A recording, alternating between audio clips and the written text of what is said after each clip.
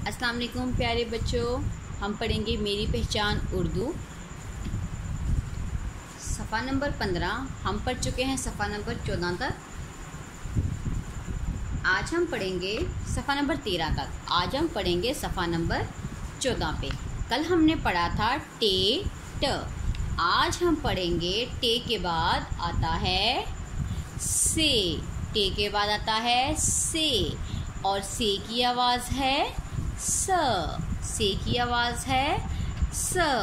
स से समर, स से समर। स से साबत, स से साबत। ये अंडा टूटा हुआ है, लेकिन ये अंडा है साबत और साबत की शुरू की आवाज़ है स।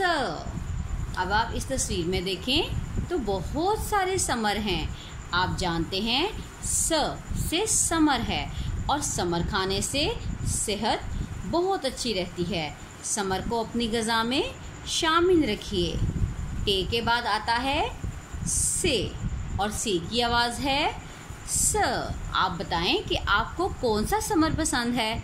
आप अपने टीचर को ज़रूर बताएं कि आपको कौन सा समर पसंद है। स समर, स साबित। अब हम नज़्में पढ़ेंगे।